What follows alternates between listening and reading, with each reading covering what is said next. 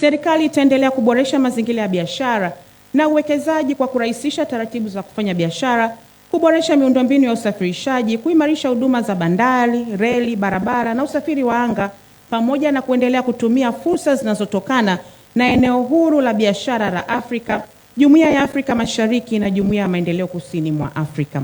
Masoko haya yanatoa fursa kubwa kwa Tanzania kuongeza mauzo ya bidhaa zilizoongezwa thamani badala ya kuuza malighafi pekee. Kwa hiyo, ninaendelea kutoa wito kwa wawekezaji wa ndani na nje ya nchi kutumia fursa zilizopo kuwekeza katika usindikaji wa mazao ya nafaka, matunda, mboga, viungo, korosho, kahawa, pamba, maziwa, nyama, ngozi, samaki na mazao mengine yenye faida kubwa kwa uchumi wetu. Viongozi wetu wa mikoa na mamlaka za serikali za mitaa na sisi zote zina nafasi kubwa sana kuhakikisha kuwa kauli mbiu ya mwaka huu haibaki kuwa maneno ya kwenye mabango, bali inatafsiriwa kama mipango na utekelezaji wa kila siku. Kila mkoa unapaswa kutambua mazao yenye ushindani katika eneo lake, kuyaendeleza kupitia minyororo ya thamani na kuyaunganisha na viwanda pamoja na masoko ya ndani na nje ya nchi. Kadhalika, mamlaka za serikali za mitaa ziendelee kuboresha mazingira ya uwekezaji kwa kutenga maeneo ya viwanda, masoko, maghala na vituo vya ukusanyaji wa mazao pamoja na kurahisisha utoaji wa vibali kwa wawekezaji.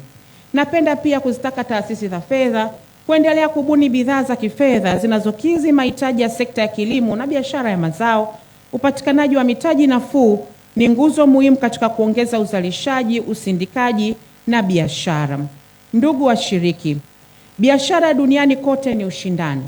Katika biashara ya kimataifa, traceability, yani ufuatiliaji wa bidhaa, umeanza kuchukua sura mpya na unaendelea kuwa hitaji muhimu kwa mazao ya kilimo.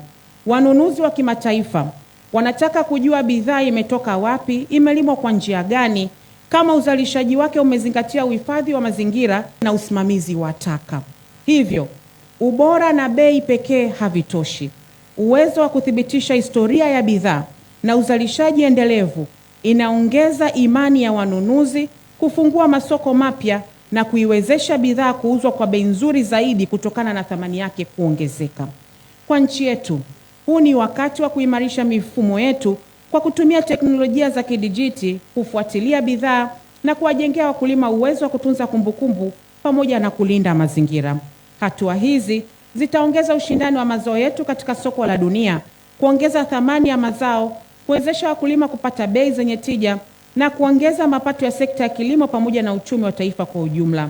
Tunayo nafasi ya kubadili fikra na kujituma zaidi ili tuweze kuuza zaidi nje. Kwa hiyo natoa rai tushirikiane ili kufungua fursa zaidi. Nawahimiza kutumia maonyesho haya kujifunza teknolojia mpya, kujenga ushirikiano wa kibiashara, kutafuta masoko mapya na kusaini mikataba ya biashara na uwekezaji itakayochochea ukuaji wa sekta ya kilimo, viwanda na biashara.